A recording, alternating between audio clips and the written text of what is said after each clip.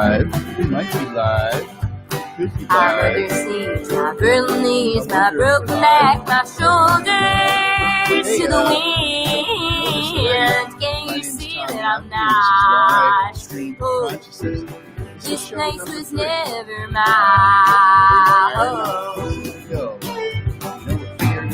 Places for us. people.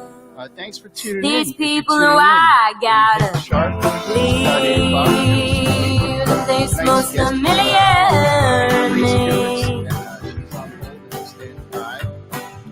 Maybe I'll head out west where the air is clean and the roses they are cheap. That's why I'm like, my name's Tom. We will rest, ain't we smooth will yet, fit, man. we Ain't will smooth yet. dress fine, I will be. There he is. Can you I like see to start that the show off with a little backdrop. You know what I'm talking about? Tell you what it is. Live stream concerts every single Monday night. There's tips links throughout the whole show. I'm trying to monetize this thing. Hey, you can come on the show if you want. Still? All right. Well, now the music's off. Well, that's okay. Now the music's off.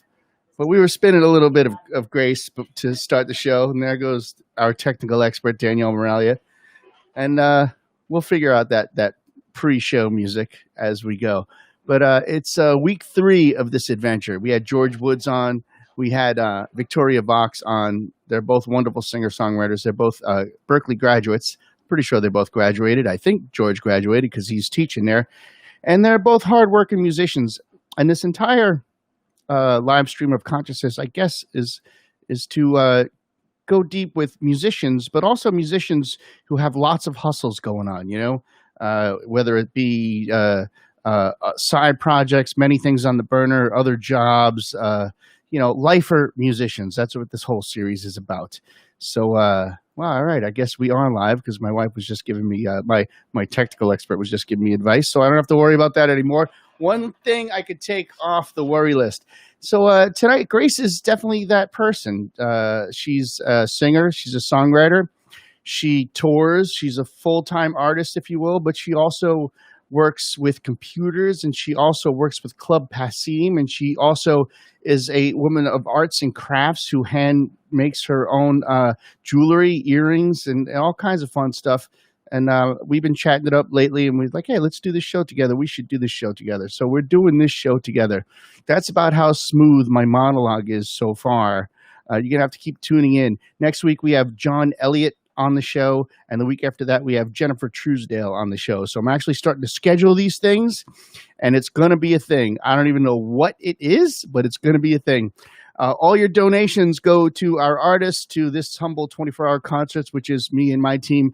And 10% is, as always, is going to go to the Beth Israel Special Nurses Fund because they do great work over there, as they always have. And I can only imagine what they're doing during COVID.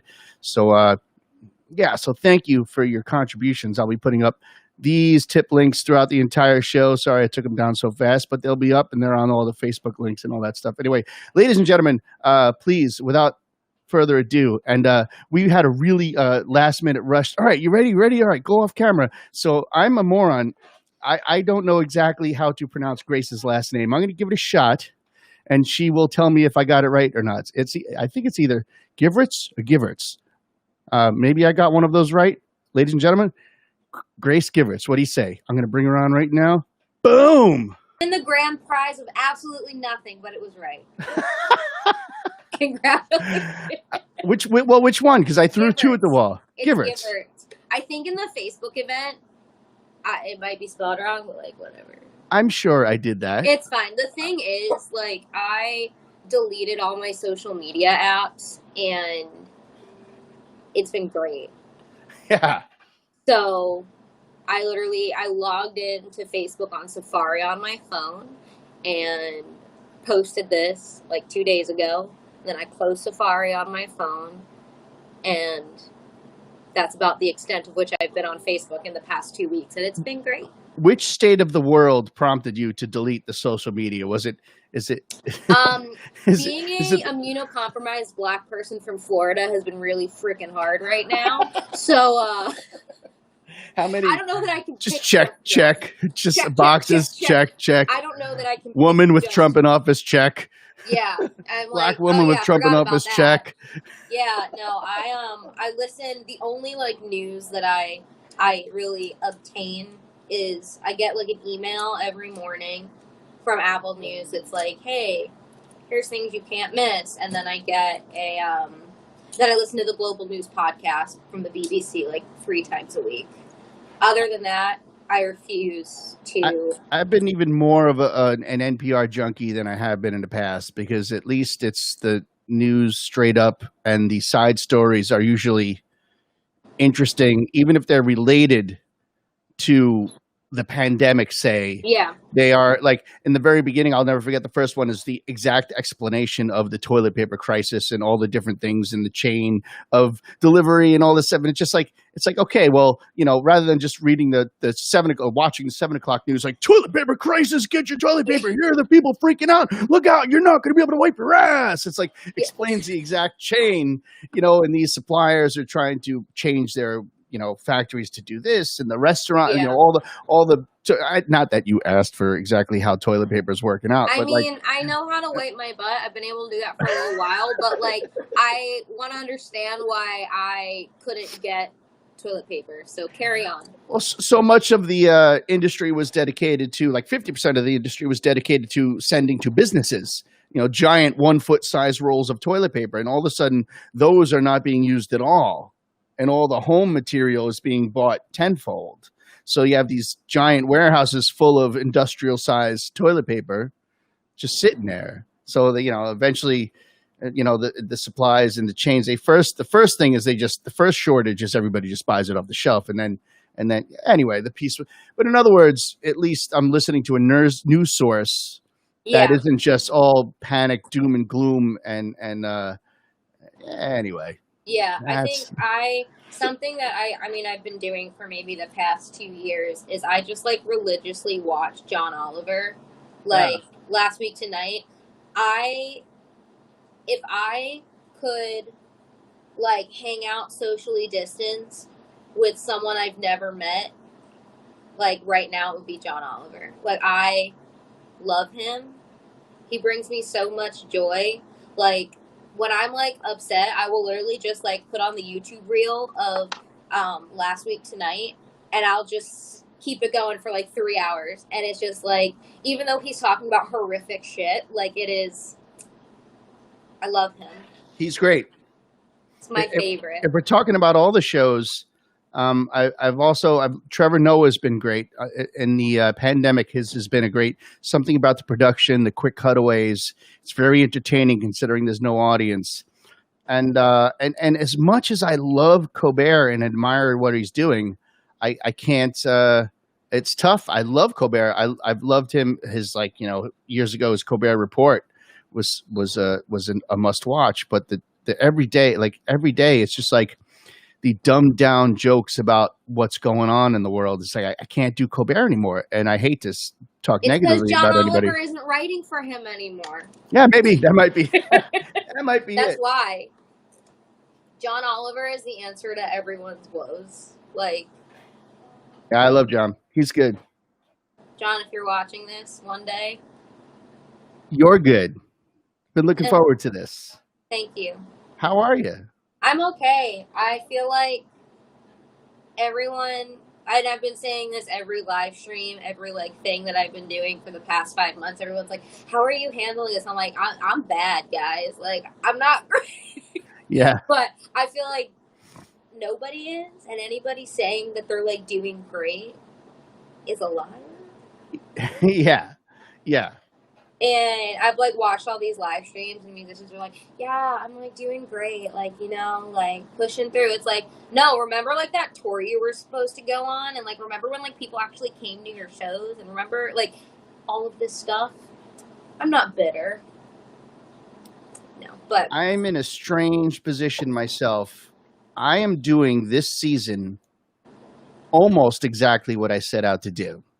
Because last year was so turbulent and traumatic for me. I had health problems, major health problems. Most of the year was recovery. Now, with the 24-hour concerts and the shows at the Burn Backroom series, and I just started stuff at Sally O's, and I had a couple other irons on the stove.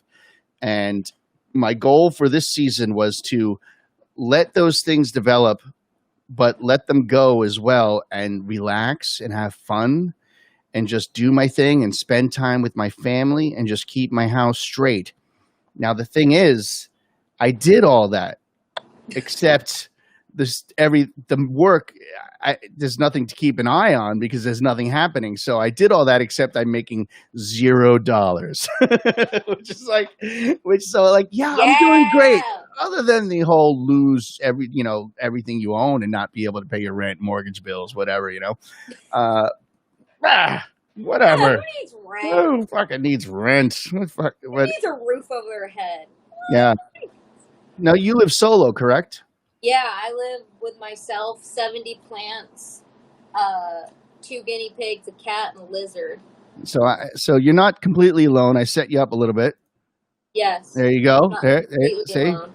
Oh my God! Wow, I look so much better in that picture than I do right now. No, lies. You look wonderful. This is the face I'm gonna make. One of the guinea pigs in that picture actually passed away at the beginning of this. Oh no! Not that one. That one's alive. That's Pumpernickel. You can keep him up there. He's good. That's Pumpernickel and Baby Pancake. Yeah. This is Pumpernickel right here? Pumpernickel's the guinea pig. Baby Pancake is the lizard. Behind them are some of the plants I had mentioned. Yeah. So your house is a wonderful space. Yeah, it's weird though, because it's like when you work from home and then you're in your home, that's usually the place where you get away from work. It's disorienting, to say the least. Because it's like I'm very lucky to work for Apple at a retail space that like actually had its employees work from home and like found ways to make it so that we could work from home. Like so what I do, obviously, like working with businesses could just be done working from home. Like right. But like the people who are technicians and people who are like on the sales floor, like they still made a way for them to work, which I think was extremely amazing. And you got companies like Amazon and these giants that didn't take care of their employees, which is sad. But was there a lot of transition to help you work out of the home, or was it all set up and ready to go? I got a computer, but it took because it technically wasn't my job yet, the one that I have now. I was just doing it. It took about 3 months for me to get set up. Right. So I was just doing like the busy work that I could, and then playing Animal Crossing. Now, how about were you doing actual office hours at Passim, or was that homework as well? So Passim is really just kind of, we all love each other. We're all here. None of us technically work for Passim. Right. But it's like I will always work for Passim until the day I die, even if I don't work at Passim anymore. Like if I move to a different country, I will still work for Passim. Right. But they haven't. Their doors have been closed, I guess. Then, huh? Yeah, they closed. I don't remember the exact date, but I was supposed to work. Well, I remember my last shift that I was scheduled for before I was like, hey, can't come, was March 11th. March 11th was the day that I went into self-isolation because my doctor was like, you can't be out in the world now. Just a day or two before everything closed. Yeah, and I was ahead of the game, I did it before it was cool, but yeah. I went from you're the COVID hipster. I know. COVID-hipster. I mean, look at my clear glasses. Yeah. Do you see my fairy lights? Like, I'm sorry. I got all of these in like 1999. Holding a banjo you don't play. Yeah, I'm actually just all of the instruments back there. I don't play any of them. Never played banjo in my life. I'm just holding it, and I don't actually need glasses. I have 20/20 vision. But honestly, why the fuck would you want 20/20 vision when 20/20 looks like this? Okay, let's be real. Like I'm traumatized. That's a lie, though. I know you play a lot of the instruments on your record. It looks do. like you played everything but like bass and drums or something. Yeah, I played everything except bass, keys, strings, and trumpet. Right on. So I feel like that's like, it's like, okay, what I played guitar, banjo, mandolin, harmonica, and my voice, and I did the harmonies. You have some voice. Thanks. It's nice. Been nice this last week. I've been just listening to your CD a lot. The new one, the Me Face Talk, Make Noise. Was it the Year of the Horse? Year of the Horse. Yeah. That is it. I was actually born in Year of the Bull. So. I don't know what year I was born in. I don't know. What's behind the Year of the Horse? So Year of the Horse, I was writing a song after, it was the first show that I had attended after my shoulder surgery. And, oh, hey, that's my album. And it was the first show I had attended, and I had to leave because people were smoking in the basement, and I couldn't breathe. And I left, and I was just frustrated at my body. And where was that? It was in some basement in Alston. Oh, right, okay. Oh, Alston basement party, sure, yeah. I know, we love a good Alston basement show. Yeah. But yeah, so I came home and I wrote Year of the Horse, and I'll be honest, I don't know why Year of the Horse became a thing, because I guess I Googled what year, because I started to sing Year Of, and I was like, well, what year is 2014? It's like, what year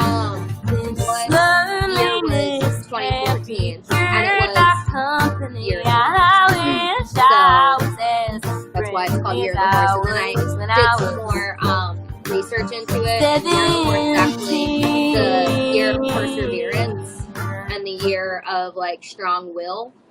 So I was like, yeah, I guess that's the kind of thing that goes into surviving getting hit by an MBTA bus. That works. So were you hit by a bus? Yeah. Oh my goodness. You didn't know this? I did not know this. No. Well, yeah, I got hit by a bus in oh my goodness. 2017. Yeah, I got hit by a MBTA bus in Kenmore.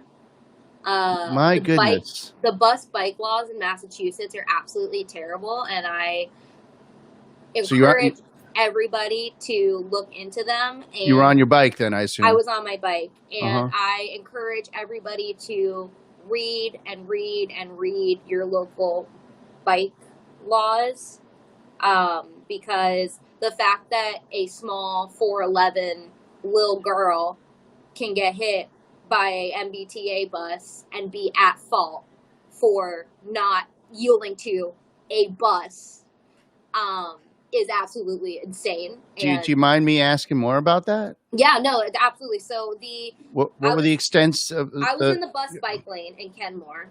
No, everybody knows the hellish Kenmore. Yeah, absolutely. Yeah. And so I was in that that lane on the right hand side where Comm Ave is, and you know how it breaks off to Beacon? I was merging left to merge onto Beacon Street, and the bus didn't see me, but because I was in the bike lane and I wasn't in the vehicle lane, which was literally just over one white line, it was my fault because I didn't yield to the bus. Jesus. And the lawyers I talked to were like, yeah, if this were anywhere else, you would have had money, but... So all I got was shoulder surgery and PTSD. It was really fun. So you hurt your shoulder? Yeah, I got shoulder surgery. I was misdiagnosed, and so I went to PT. I went to PT for 6 months and made it worse. And if it weren't for my physical therapist, I love her so much. If it weren't for her, I probably would have been in much worse shape than I was, because she's like, I don't feel comfortable treating you anymore until you go get a second opinion. They do amazing work. Yeah, and then I went to Dr. Zarins at MGH. He's a great, great, great doctor, and he literally looked at my x-ray in 2 seconds, was like, yeah, that's what's wrong with you. And I was like, but what? So why couldn't they? But, at the end of the day, I have to look at it, and even though it is disgusting that we, as such a progressive city are so behind when it comes to reasonable transit laws. Makes absolutely no sense. Like, for example, we got beautiful Brighton Ave bus bike lane that's just bus and bike. Yep, And very it's familiar. incredible, and it's so helpful. It's up Broadway in Somerville too. Yeah, I want to tell all of you, you have to yield to the bus. In that lane. Yes. So but hey, not dead. So what does that mean? Even if a bus is behind you, you have to pull over and let it go? You, like, I don't really know what that, I mean, you just, like, let it go before you. So I guess you just pause. It's like a 4-way intersection. You could just pause and. Yeah, I now do you still ride? Oh yeah. That's awesome. Me riding my bike is like a big fuck you to the MBTA. Every time I go by a bus, I'm like, but that's some brave stuff. I mean, I ride a motorcycle, and I think people who ride bikes in the city are fucking nuts. I think a motorcycle is safer than a bicycle in the city. It is. I absolutely stand by that. It's you're in the middle of the lane. You have the power to get the hell out of the way instantly. Yeah. Bikers got to be part psycho, part engineer. You know. I think I'm just full psycho, but I guess we can pretend I'm an engineer. You're a pilot, I suppose, is what I meant. Part pilot. So it's funny. One of my best friends actually moved from Boston to become a pilot, and she also rides a motorcycle. So she's got the best of both worlds. There you go. I'm just holding my chapstick. I don't know why. That's all right. It's fine. I think I have some around here. Is that a turtle behind you? Yeah. Can you see it all the way from over here? I just see a cage, and I took a guess. Yeah. What's your turtle's name? Her name is Mully. I love it. She had 2 names, and we often call her by the first name, Scolder, too often. But it's Mully, so she has 2 names. Okay. We weren't sure. I've had her for about 15 years. We got her very small. You're gonna laugh at me. She is a rescue turtle. I'm from Florida. Nothing's off limits. There's like rescue peacocks. Yeah.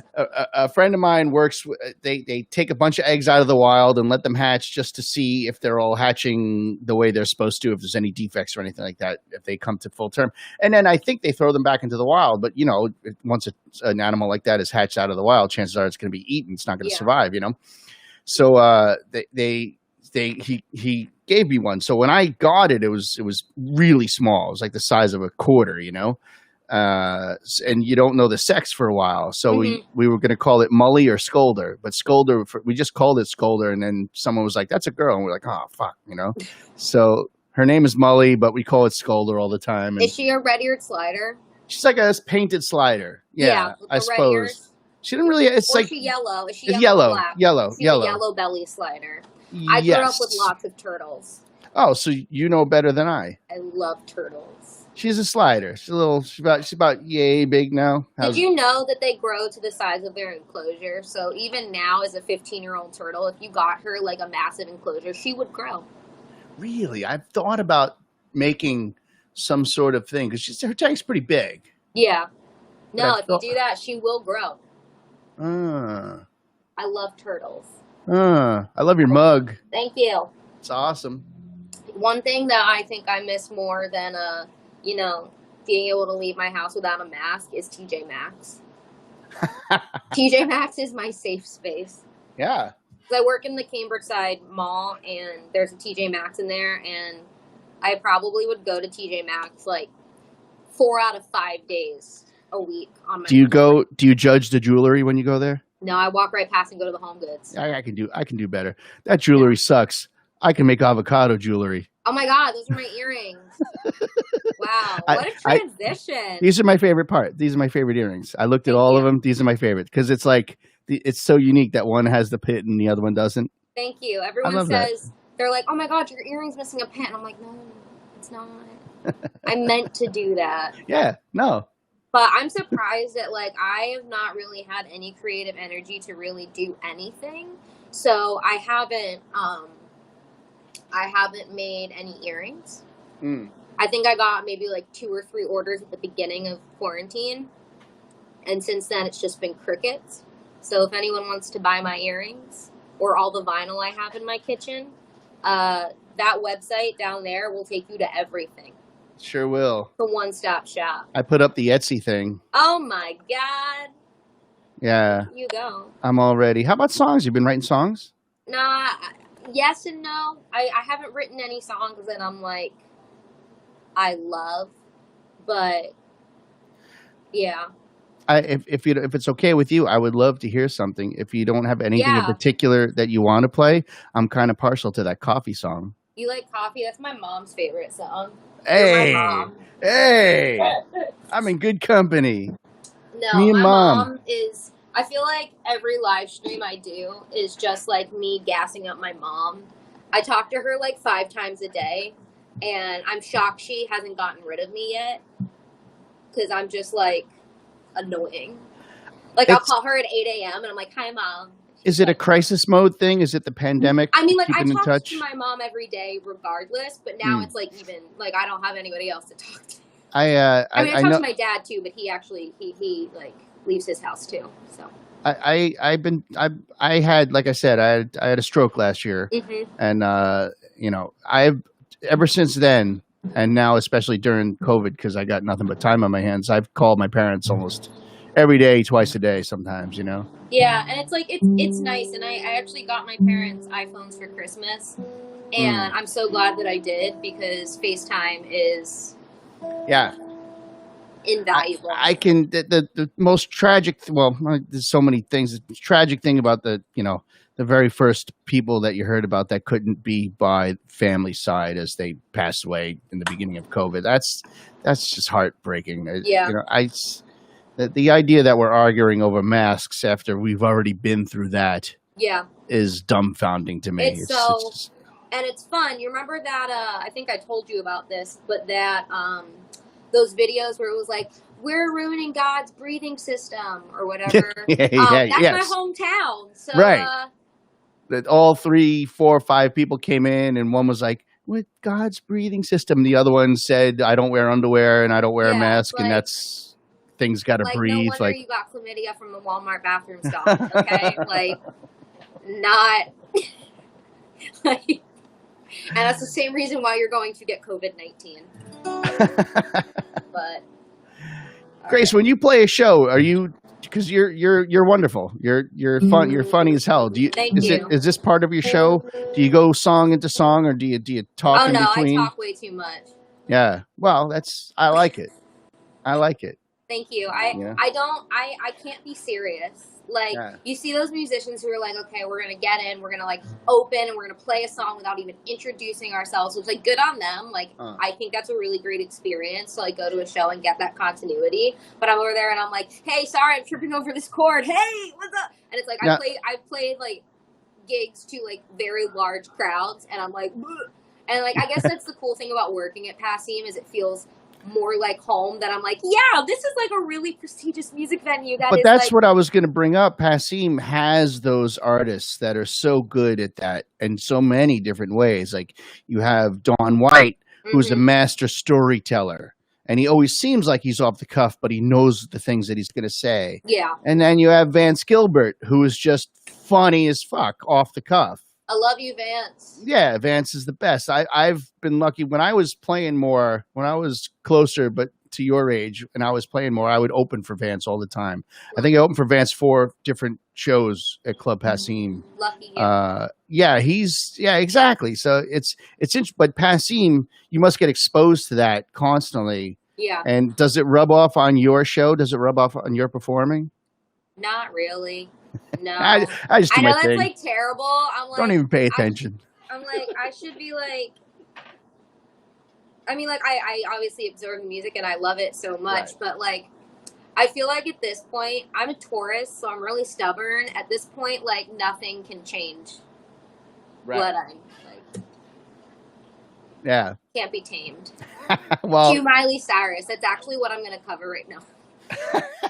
I'm going to cover a song and you have to tell me who it, not this one, but I'm going to cover a song and you have to tell me who it's by. I might not be your person. I have no idea, but I'll give it a shot. Is there a chat feature? Is anyone watching this? Oh, you know what? Let's see. Yeah, people are saying hi. Yeah. Hi, guys. Is my mom in there? I'm not sure. What does your mom go under? Melanie Cardaniels Givertz. I don't see her yet, but sometimes I don't get all of them. She'll be here one day. She'll probably watch this eventually. I'm obsessed with my mom. Yeah, I'm seeing you're getting lots of hellos, John. John, I thought that said happy birthday. I was like, it's not my birthday, John. It's John. You got Mary Lou watching. There's a rock star. All right. Mary Lou's the best. If any of y'all can guess that song, should I just play that song now? I feel like I'm just gonna play that song. Yeah, now. Absolutely. Yeah.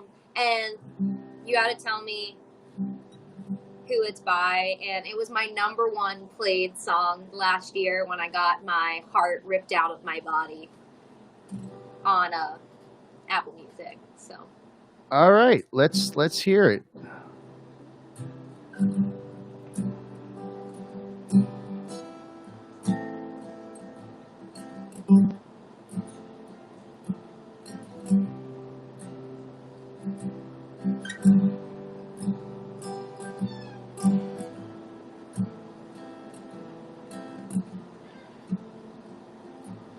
I walked through the door with you. The air was cold, but something about it felt like home somehow.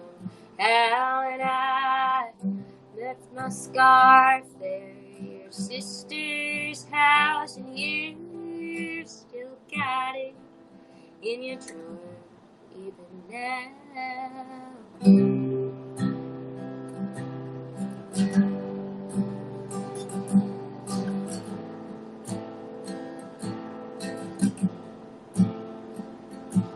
Your sweet disposition and my wide-eyed gaze. We're sitting in the car getting lost upstate.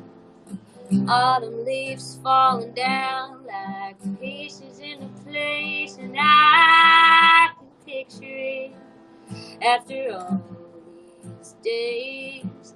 And I know it's long gone and that magic's not here no more. And I might be okay, but I'm not fine at all.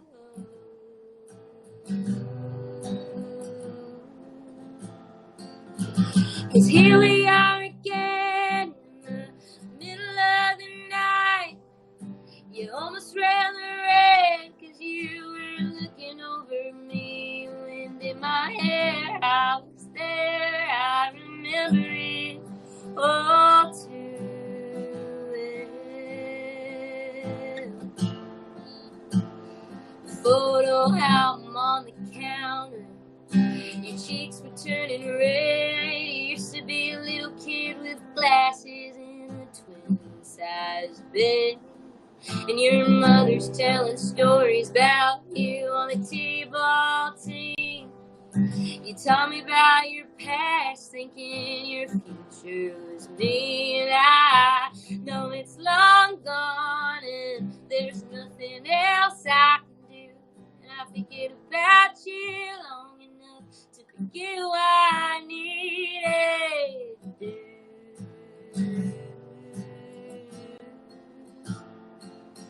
'Cause here we are again in the middle of the night, dancing around the kitchen in the refrigerator light. Down the stairs, I was there, I remember it all too well.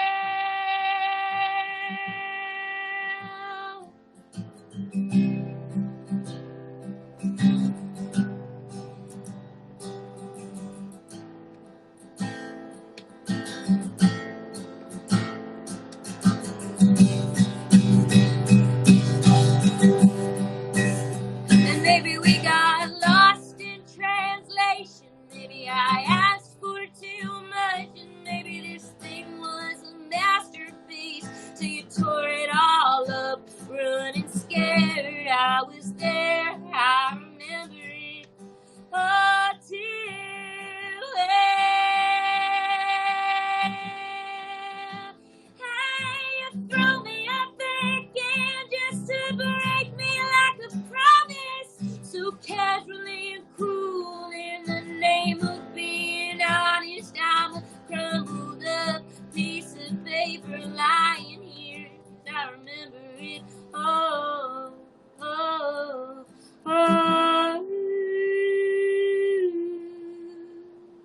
to it.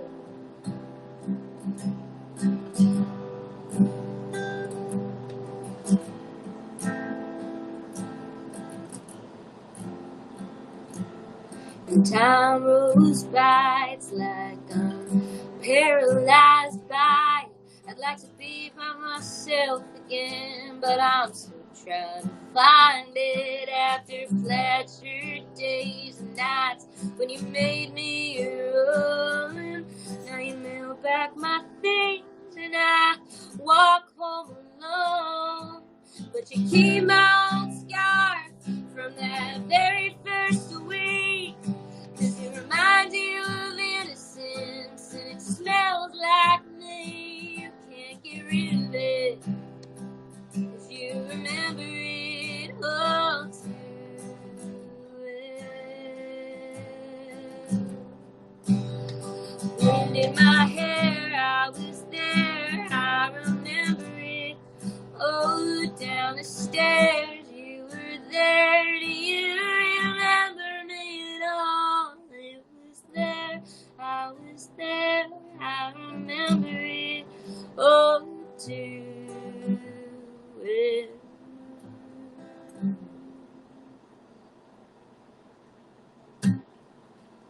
Did anybody guess it? No, I can't hear you.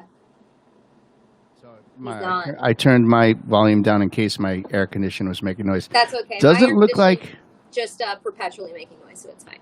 there was a cat that jumped in? Beautiful take on Tay. Who said it? Amy, of course. Amy Thank you, Winduran. Amy. It was What's up, Taylor. Amy?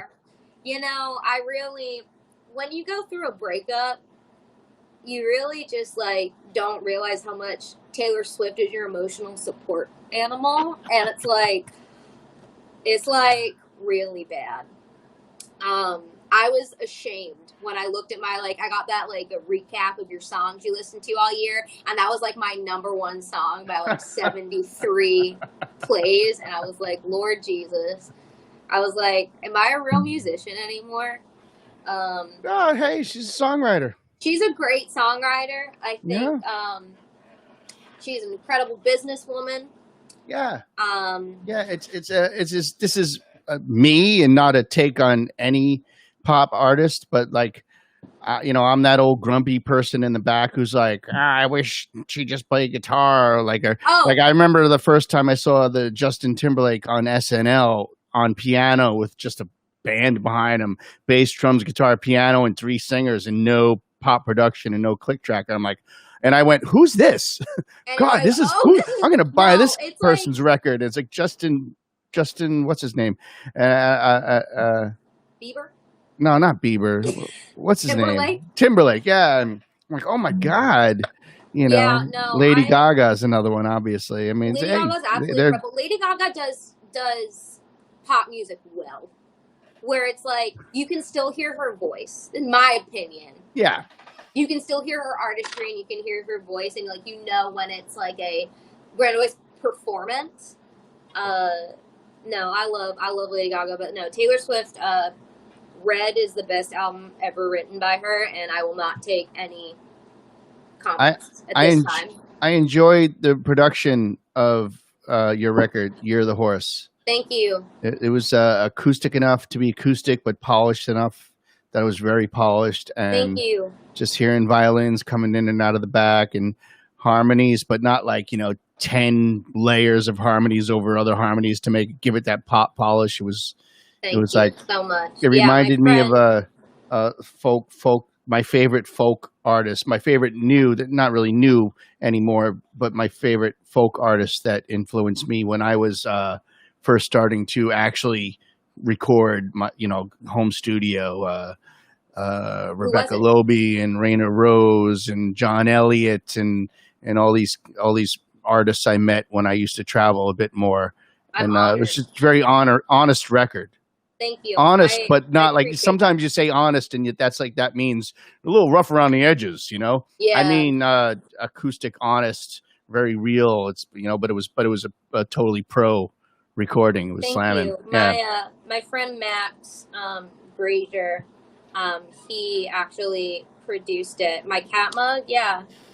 Here it is. There's a whole family on here. I have ADD with all these buttons. I'm sorry. You're playing your song and I'm listening, but I'm like, hey, look at this tweet. Look at this tweet. Look at this tweet. Look at this tweet. No, I love it. I was like trying to read them about I'm on my phone. It's so small.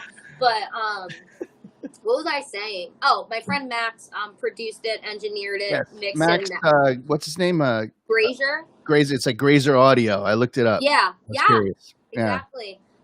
Yeah, he's a wonderful, wonderful artist, and very nice to be able to work with a friend. And we did it in his Alston apartment, which was great. Rock and roll. So you're Alston, Rock City, huh? I am the rat queen of Alston. I have left a lot of my liver in that town. Well, unfortunately, all the places where you probably left your liver were probably purchased by a condo building. So. Or Harvard University. No, I used to drink there back when it was called the Model and not the Model. Oh, I call it the Model. Does anyone call it the Model? That's because we're real people. I don't know. It's a little bit, I mean, hey, it's a great bar. I love the bar. I still stop in, but it's definitely nicer than it used to be. It used to have that little pool table with the half cue sticks, and the one woman who worked there for years passed away. I mean, she had to be freaking 80 years old when I was stopping by there. And the bartender Charlie passed away. I mean, he's kind of young actually. That's tragic. But I remember she would walk around the end of the night and pick up beers, and like if it was half filled, she'd go, "Another forgotten soldier." That's my. I'm not drinking. I haven't had a drink in more than a year, but that's my kind of bar. It's the dive bar. Amazing. Yeah, I'm gonna probably get a lot of shit as an Alston resident of almost 4 years at this point. I've never been to the Model. Really? I don't really drink. No, then there's no reason to go there. I know there's like really good dancing there, and I like frequent Grasshopper and FOMO, but like that's where I spend my money. And I like get drunk off of tofu and coconut ice cream. Yeah, Model even as nice as it looks now, it's a dive bar. It's a 2:00 bar. It's where you go when you can't drink anywhere else because everything respectable is closed. It's true. That was the I used to work at the Big Burrito. Used to go to Harper's Ferry because we gave them free burritos, so they would give us free beer. And then we go to the Silhouette, and then we go to the Model, and then we stumble home and go to an Alston basement party where everybody's smoking. There you go. Yeah. And they're all giving me asthma attacks. Alston, Rock City. We love Rock City. It's almost called Samia City, but I live in a Samia building, so. What is that? Pardon my ignorance. So, all of those apartment buildings with the blue awnings? Yeah. Like all through Alston, Boston, JP. It's like this mega giant property. Compass or whatever. They all just buying them up and Yeah, but honestly, I've had a lot of apartments that were like by owner or with smaller companies, and I will say not having to interact with a landlord is incredible. Okay. It's incredible. I've always preferred apartments in 1, 2, 3 story houses, and I've been priced out or evicted because they're selling. Or you half dozen times. Probably had much better landlords. No, because they were awesome till they're like, you have 30 days to leave. Sorry. Yeah. See ya. Like 30 days isn't enough time for normal people to do things, to leave an entire existence. And I think it's really important too that everyone remembers to sign up for mail-in voting. It will be coming to your house, to every single person's house, to register for mail-in voting. I don't remember the exact date that it's due, but as important it is to get Trump out of the White House, it's equally as important to get representatives in our offices, our local offices, who will fight for rent control and better bus bike laws. And it's just really important that do your research, kids. Do you have an opinion on, out of curiosity, on the up and coming disclosure of who the presidential candidate will pick as a vice? I'm gonna be honest with you. If he picks Kamala Harris, I'm gonna be mad. Yeah. How so? She just has frustrated me as a Black and brown woman. It's just been frustrating to see someone turn their back so quickly. She's a little bit too much the Biden 90 whatever crime bill type. Yeah, and also prosecutor. Because the fact that she was willing to pass transphobic laws in California, but then came out and was like, "Oh, I'm gonna take care of all these trans people." It's like you can't just say that you want to put trans people in the incorrect prison. Yeah. I feel different now. 2016 was so long ago. Yeah. It's like, no, it's so true. It really wasn't. Really wasn't that long ago. We all literally. This country fucked up with Bernie. They really, we had something, so we didn't deserve Bernie. The fact that I was this close to having a Jewish uncle in office, I'm pissed. I had my Black president, and then I needed my Jewish president, and then I would have infiltrated the White House. But here we are. My son, 18 years old. It's funny because I'm 50. So we hear stories about Obama and Michelle Obama and President Obama, and we're like, I say, hey, so I miss the dignity, I miss the class. But my son is, and it sounds like he's right in line with everything you're saying. He's like, no, that's an old person point of view. Like we young people, we don't know anything but Bernie's legs being swept out. Yeah, like Bernie's our guy. Like Bernie, we're the generation that wants to fix everything you fucked up. Yeah, and now it's like in a pageant where you age out of the system or you age out of being able to compete. Now I feel like Bernie's aged out. Yeah, well, I mean, I would take him over Biden or Trump. But what I said to him is my son. What I say to him sometimes is I'm really looking forward to see who's going to be the next Bernie. I kind of wonder. Yeah, I don't know if it'll ever happen, and I'm definitely talking out my ass. But in my perfect world, obviously Joe Biden wins the presidency, right? But also in my perfect world, the 4 years later, the next person to win the presidency isn't Republican or Democrat. It's a younger Bernie Sanders type person who has we need a Black woman socialist. Yeah, that's what we need. Sure, yeah. Yes, somebody like that. Because even 4 years, I don't even know if Biden will survive 4 years physically. I honestly think that here's my prediction. Joe Biden will win the election, but my prediction also is it's a 50-50 shot as to who has a physical meltdown before that. Yeah. So my first prediction's out the window, and my second prediction is the one that's spot on. Yeah, if they both stay physically the same, Biden's going to win. Yeah, he better pick a good vice president. I'm going to leave it at that. Yes. So if not Kamala, who? I genuinely don't know. I have been so emotionally spent as someone who is a ton of minorities with our president, and I should say 45, and I've had to separate myself so much from it because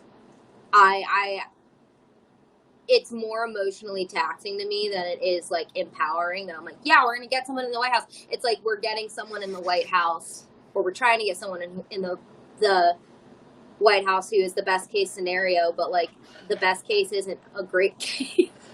Now, if you don't mind me asking, because you mentioned you're young, you're woman, Black. I didn't know you were Jewish. You're from Florida. Yes. You live here. Yes. How old were you when you moved here? I moved here when I was 18, so I'm not a practicing Jew. My dad was born in Haifa, Israel, and moved to England when he was a baby. And my mom is American, Bermudian American, And So to your average racist, there's a million ways I can come at you. Well, I'm not your average absolutely. racist. The average racist, there's a whole bunch of ways they can come at you. kidding, Tom's a racist. He said it on the air. And everyone shuts it. No.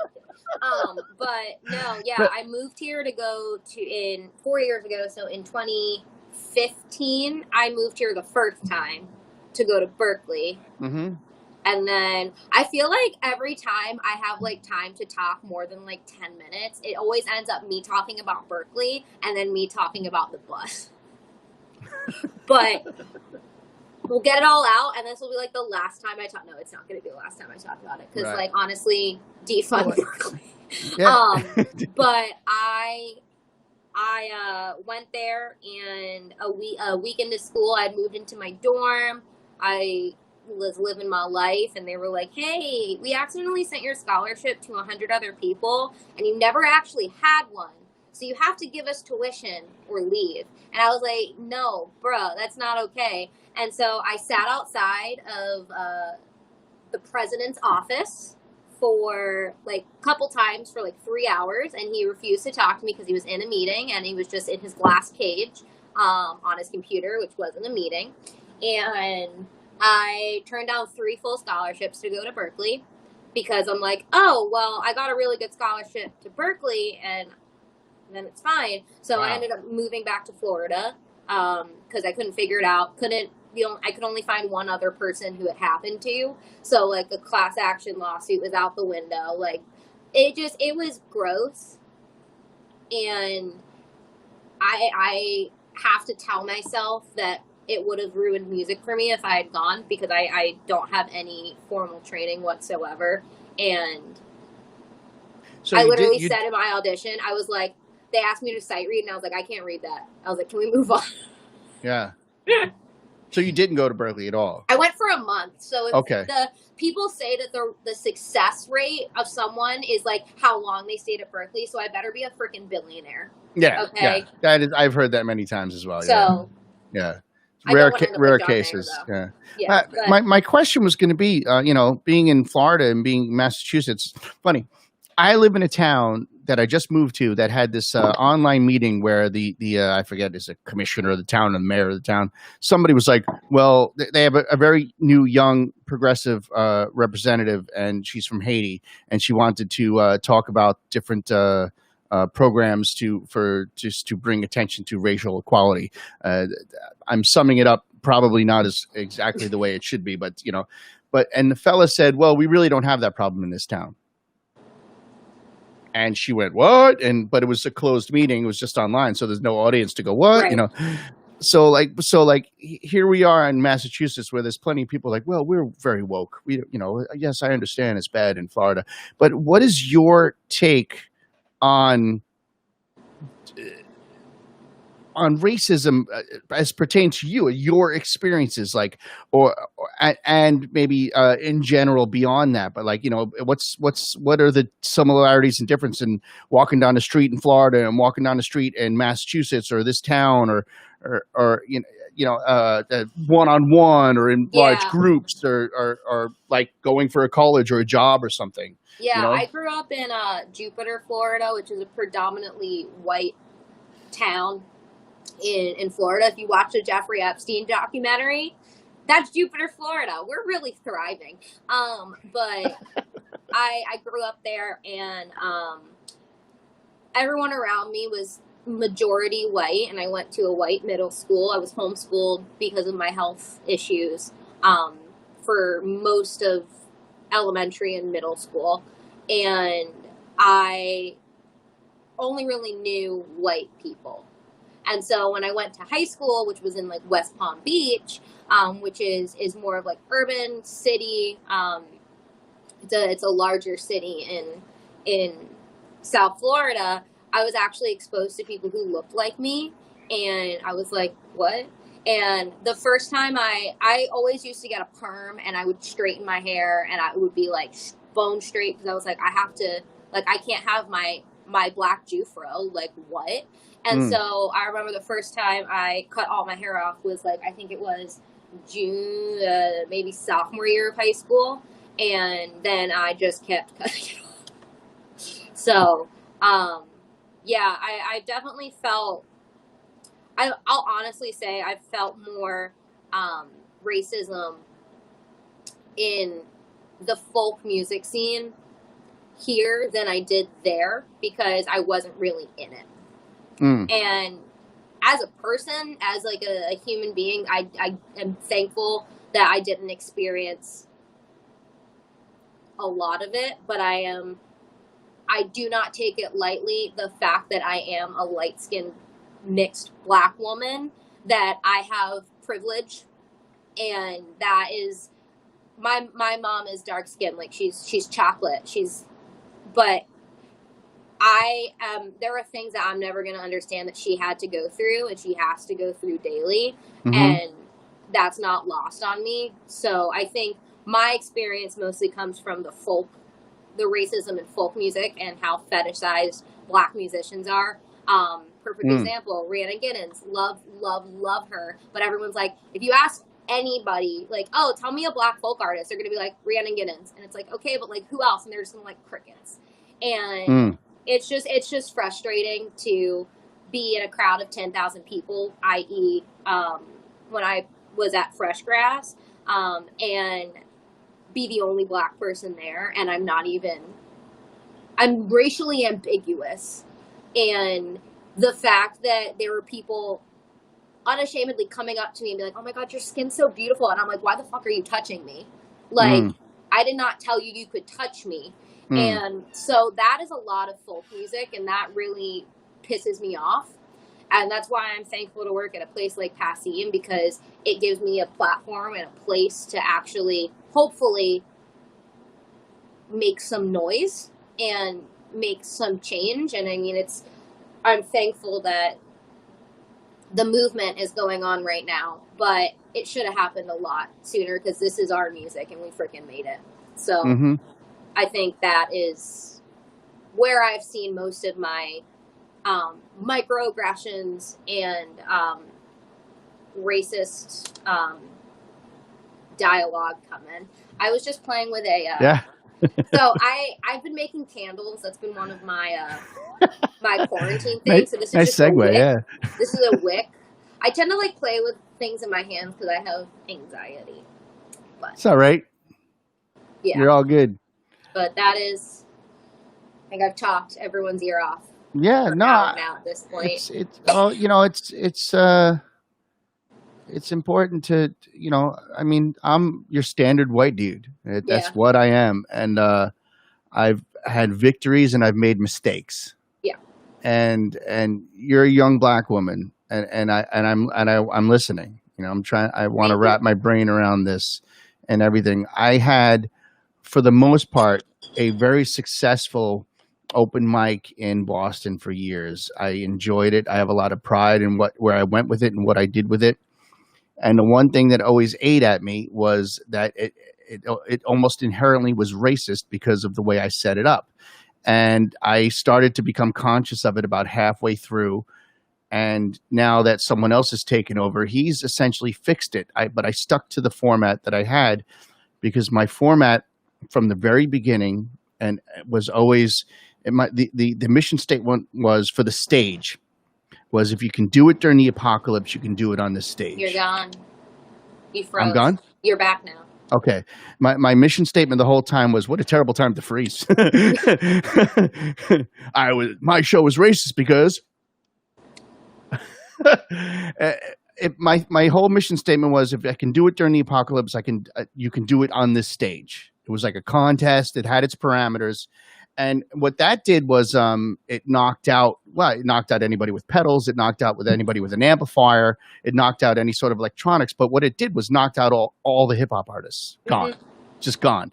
And hip hop artists would come by and I'd stick to my guns, just like I would if someone came by with an amp or a keyboard, a plug-in keyboard or loop pedals. And they would all argue, this is my art form. And I always stuck to my guns. I was like, and now I guess I kept it the way but I regret that now. I honestly, absolutely 100% regret that. I really should have just kept my parameters at the time constraint because the show had to roll and we had to get so many performers on in such and such amount of time. But I would have integrated that room tenfold if I had just said, you know what? Sure, fucking you have the connections I need. Can we make this happen? Well, let's do it. And Yeah. that's I always feel like that's if I could fix the show in one way, I would open it up to backing tracks because I knocked out hip hop artists. Yeah. Like And I think that's something so important to recognize, and I think especially now, I mean, I'm thankful that you recognize that, and I think that so many systems and so many music events and music venues profit off of systemic racism and profit off of being predominantly white spaces unintentionally and choose not to see it. It's great. I'm wearing the shirt tonight. Oh, where's my I have my lizard shirt on tonight. Great room. Like Jeff Robinson hosted his poetry slam every Sunday, and that was very multicultural. Like it was Jeff's black man plays saxophone and hosted that night for more years than I hosted my open mic. I think he's been there for 20 years or something like that at the Lizard Lounge. So like, it was a great room. I could have made it that much better. Yeah. And I look at that as a failing. I mean, overall, I'm very proud of the night. We did a lot of good things. We just a lot of musicians from all creeds and colors, men and women, come in and play the open mic. A lot of black folk artists, Asian folk artists, a lot of men, a lot of women. It's funny. It's a lot more men than women, but women would win the thing more often than men. Uh-oh. I think I lost your vocal. Oh, no, I was just mouthing. Of course they would. Of course, right, they did. Well, I tell you what, since we're yapping about it, for the big main event that we used to have twice a year, which would feature every Monday night, somebody would win. And then twice a year, all the winners would come in and one person would win. And after a few years, my wife is the one who pointed it out to me. She noticed only men have won. What the fuck is up with that? Because women are crushing this show, and then somehow men are. And I started to look at who I got as judges, and each judge individually is somebody I trusted. But then you put them into a group, and for some reason, it was definitely. So I started to actually think, like, all right, who am I going to get to judge? And I started to get. Yeah, don't say anything stupid, Tom. I guess a different, like I would look at somebody, get a woman judge who I knew would be fair. Yeah. A woman judge look at it from a space of like, no, I don't just trust this person. This person is going to look at this art unbiasedly and see the art for what it is and not the person, or have an unconscious bias toward them. Yeah, and all of a sudden, my last few years of hosting main events, it was like a man would win, a woman won, a man would win, a woman. It started to get more fair.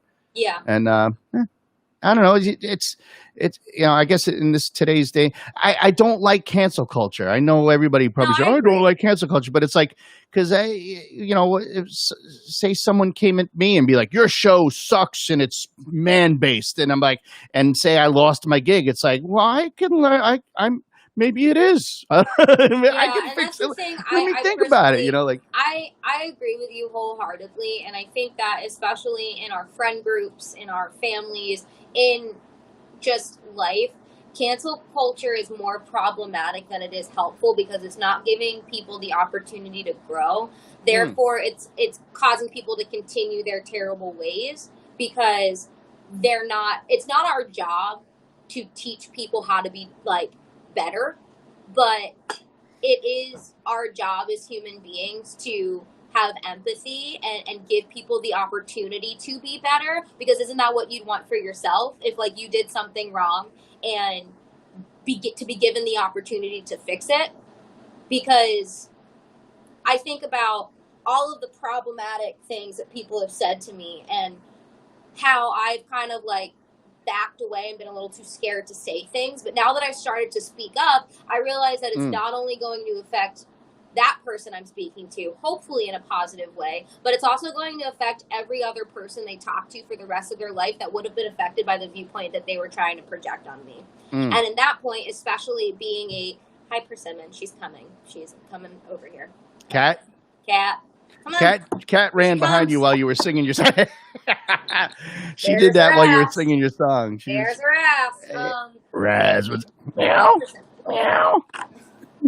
Well, it's only a matter of time before you get the cat butt.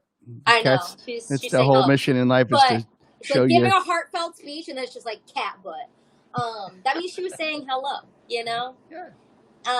But yeah, I think it's important to give people a chance to be better, because I can't help but think how many people wouldn't be so defensive about being white and feeling white guilt if you take there was a person who was like, yo, that's problematic as fuck and you need to fix that, rather than just being like, bye. Yeah, and if a physical object comes at you, you go like this. Yeah.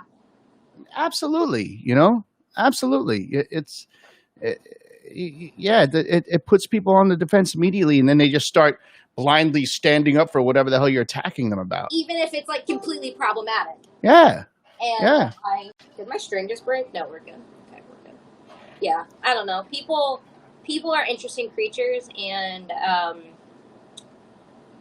I guess it's just important, if you would want someone to treat you right, you should give people the opportunity to do better instead of just being like, bye. Right on. And she's back. Hey, Kenny, can you get down? Oh, okay, that's your butt. I'm going to go back to some chat and see what folks... Is there anyone saying, like, hey, you're problematic? Like, okay. People saying hi. Hey, if anybody has any questions out there, shoot. We're probably going to be wrapping this thing up pretty soon, so now's the time. Shoot a question. I'll play a song, and then if you have a question... We haven't heard much. I would love for you to play a song. What do you have lined up for us? I was going to play Year of the Horse since we talked about it. Yeah, cool. Persimmon is literally... Stop. She's eating printer paper.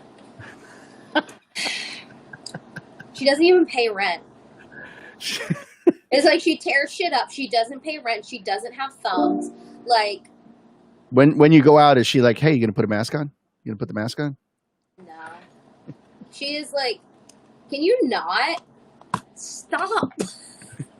Wait, do that again. Ow. Someone get that on camera. Canceled.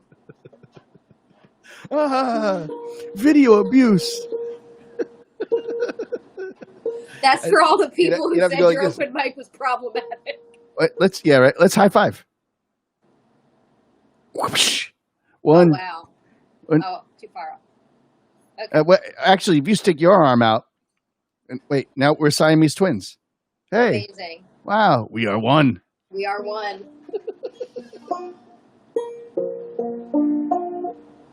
Did guitar come first, or banjo, or mandolin? What's that? What instrument came first? Guitar. It was a sparkly guitar.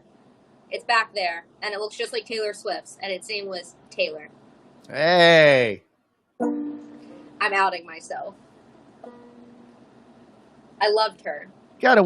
James Taylor rode that for years. I wonder if Taylor Swift is riding that as well. She's like, Taylor, I'm Taylor, and I play a Taylor. Probably. Hey. Okay. And now I play a Taylor named Agnes. So. That's funny. I have an Agnes bass. No, I'm lying. Totally lying. I'm making that up. No. Sorry. All right. I'm going to go away. It's all you.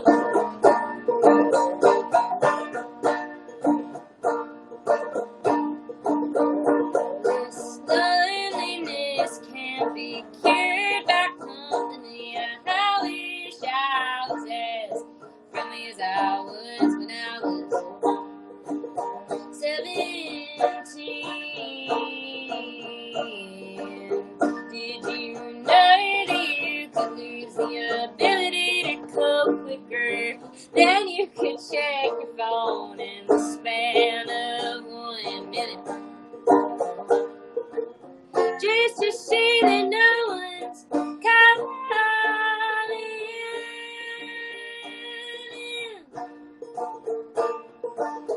I wanna show you my skies in the middle of this restaurant, but I don't wanna make your tummy turning. I wanna show you my skin, it's as dried out as my soul is. I guess I just need some time and some goddamn peace of mind.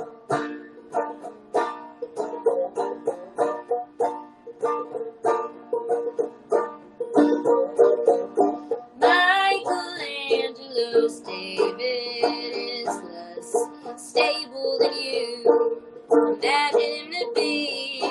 His feet made of marble are cold and his ankles grow.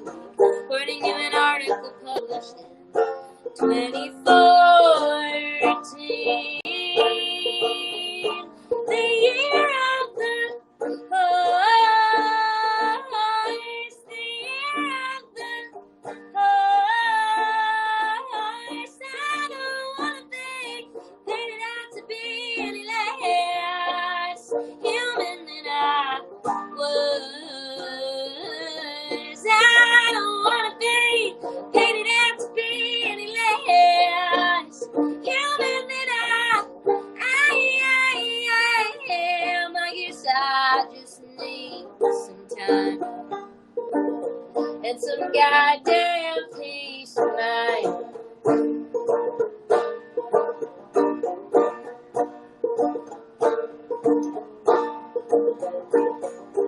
Mona Lisa moans silently. She's immortalized by painting that's smaller than you pictured it to be.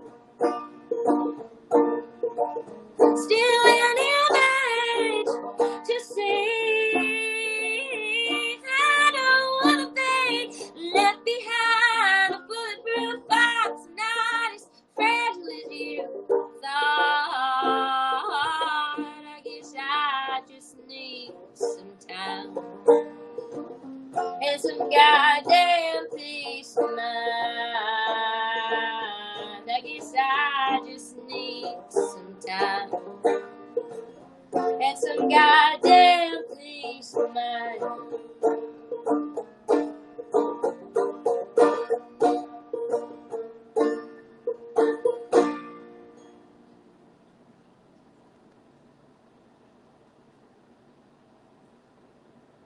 I can't hear you again. I always turn my voice down just in case I don't want to distract you just in case something happens on my end. Thank you. That's the title track. You're the Horse. That is the title track. Awesome. And you have that on vinyl. Yes, I have so much vinyl. I was supposed to go on tour in March, like a 9-date tour, and it all got canceled. So I bought all this vinyl in preparation for this tour, and now I'm going to show it to you. How long was the tour supposed to be? 9 days. Oh, wow. Do you see all that vinyl up there? Yeah, definitely. That's all vinyl. So please, somebody buy it. Yeah. Somebody buy my vinyl, please. I'll repost this show this week, and I'll put that right in the headline, too. If you buy my vinyl, it feeds all my animals. And then if you buy another vinyl, it feeds me. When I used to busk in the subway, I was a busker for years in Boston. That was what I did from about 1999 to 2005 or so. Damn. I did it straight. Started off just Park Street, and then I eventually got into the Faneuil Hall Street Performers Program and all that fun stuff. Did you have to have a permit then? When I first started, you were supposed to have a permit, but you didn't. It was like a piece of paper, and I think you're supposed to get it every 6 months or every year, and I got it once and never got it again. And then when 9/11 went down, the permits got a little bit more. You actually had a photo permit, and they got a little bit more strict. And I got that it when it was actually $25 at that point. It used to be free for years. The Faneuil Hall was a street performance program. Cambridge had like their program where you had to pay $40 for the season or something to that extent. There was always something. Boston was you weren't allowed to busk for years. You just literally weren't. And then Stephen Baird had a lot to do with lifting that law. And now that's like when you see the dancers out front Faneuil Hall, like right off of what is that, Congress Street? Like that was not allowed. But Stephen Barrett lifted it, and now you can busk in the commons, you can busk in the gardens, you can busk in the street anywhere. So that's like Faneuil Hall doesn't own that property in front. So you see those guys doing it, but the Faneuil Hall actually owns the Quincy Market property that manages it. So they have a street performers program. But I used to have a sign in my case that said "Smiles are tips too, but they don't feed the cat." I love it. And yes, at the time I had a cat. You should have also put "and the turtle." Well, I didn't have the turtle back then. Turtle came about 2005, I think. That was the replacement for your busking. Someone put a turtle in your case. And she survived the walk home in my pocket with all the coins. Towards the end there, I wasn't getting change like I did 1998, 99, 2000. I used to get credit cards, and then I used to sell CDs, like boxes of. You see, Mary Lou Lord was here. She tweeted. She commented, "Hey, Mary Lou and I played the Subway a ton at the same time, and I always knew Mary Lou was around because if I didn't actually see her, there'd be like four empty boxes of CDs. Like Mary Lou was, she would crush the Subway. She would do so well. I think the only reason she didn't like me is I think we liked each other. We had a great relationship. But if she saw me playing in the Subway, she'd kind of be like, motherfucker, because I was the only person that she would, the homeless, half homeless guys, the guys who would just sit there and play. They would often sit on the good spot and wait for Mary Lou to come by because she would give them $50 and they'd go away. Aww. And then she would make that money tenfold on CDs. But if I was there, she'd be like, fuck, because she knew she couldn't buy me out of the spot. You know? So, and the same with her. If she was there, I'd be like, fuck, she's going to be there all night. I'm fucked. I'd have to go somewhere else because Park Street was the good spot back then. Yeah. But it's interesting. I was goofing around. I said to my wife, maybe I could start busking again. And she was like, no, you're not going in the Subway and fucking playing for tips. COVID, no. You know? Yeah. You will die. There's only so much to mask. It's already a fucking disease infested. Yeah. My punchline, I had a CD called Park Street Blues, and my punchline was like, it's so authentic that when I packaged this CD, I packaged it in the Subway elevator. So when you open the shrink wrap, you get that fresh smell of urine. Well, that's horrifying, but I know exactly the smell you're talking about. Yeah, that mix of elevator floor rubber and urine and humidity. We love a city. And then it freezes over in the winter and then it thaws out. Yeah. And this last night it was like 85% humidity. That's when it's really nice. That's when you can see that, like, it's almost like urine fog off the ground. Oh, I love that. It's a great sauna. I thought you said it's a great song. That's our next song. Let's co-write that. Yeah. After this great conversation, let's co-write that song. It's called I don't know yet. Yeah, oddly enough, it'll probably be our biggest hit. That's the world we live in. One-hit wonders. So you were about to hit the road, and COVID stopped that, and that sucks. Yeah, but that's okay. I've been sleeping a lot. That's good. You've been working. I've been working so. Yeah. Yeah. That's good. I've had some live streams, which has been nice. I noticed that you did one with Somerville Art Beat. Yes, I did for Once Somerville. It was the first gig I did not in my house, and I went to Once. You did? You did? Yeah, I went to Once, and they were absolutely incredible. And JJ and Bridget, they're the best. Every precaution humanly possible. Yep. For other acts, they had plexiglass, to put between like the drummer and the guitarist. Like they went through every precaution. Like they wouldn't, like if someone was coming near me, they were like, "Can you put on your mask?" Like it was absolutely incredible, and especially as someone who's immunocompromised, I was really hesitant to do it, but it was probably cleaner than my house. So it was a really great experience, and I know that they're opening a sound stage for other artists to like go and do it. So I would recommend doing that to anybody who needs a place to shoot. Or I've had great phone conversations with JJ. Oddly enough, this is like the second or third crisis that's brought us together in communication. Yeah. I remember the one time where they got broken into and people wrecked their place and stole their gear and stuff. I did a benefit at the Burn for them, where they have a bunch of their staff is really into hardcore bands.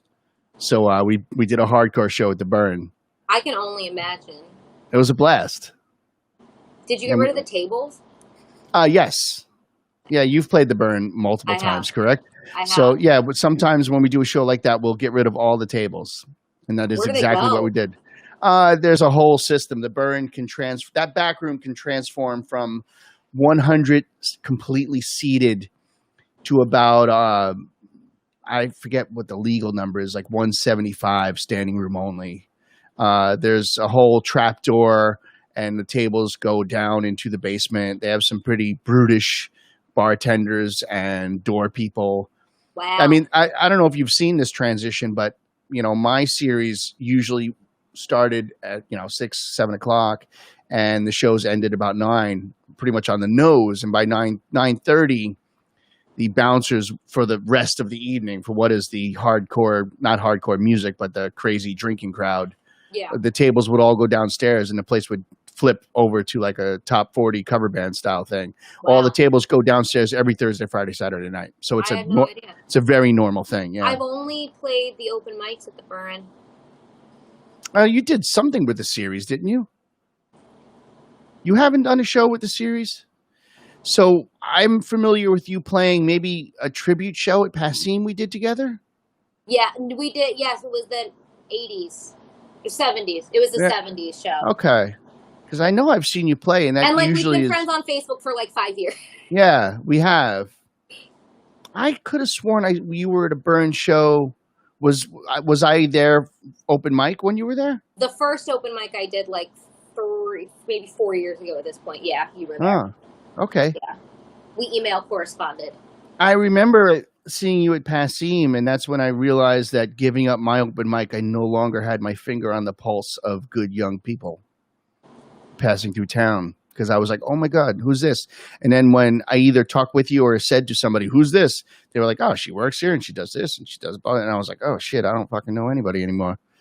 Get your ass in gear, old guy. I don't leave my house, so it's fine. Before and after pandemic, I don't leave my house. So yeah, like people have to pay me to leave my house. Well, when all of this is said and done, will you leave the house and come play the Burn sometime? Absolutely. We have it on camera, so we're holding each other accountable. Absolutely. We've been on for an hour and 20. I think that's a show. What do you think? Yeah, I'm sleepy. Yeah. No, I wish I was joking when I said I usually go to bed at like 9:30. Yeah. And then I'll sleep for like 12 hours. Now, is that a pandemic thing, or is that No, that's an always thing. I'm a baby. Yeah. Like I sleep like a baby. I eat like a baby. I cry like a baby. Luckily, I don't shit myself like a baby, which is great. But other than that, I have the same hair as a baby. Yeah. I'm baby. All right. Yeah. And on that note, I am too, but just that I'm always cranky. Yeah. And I shit myself. Fair enough. There you go.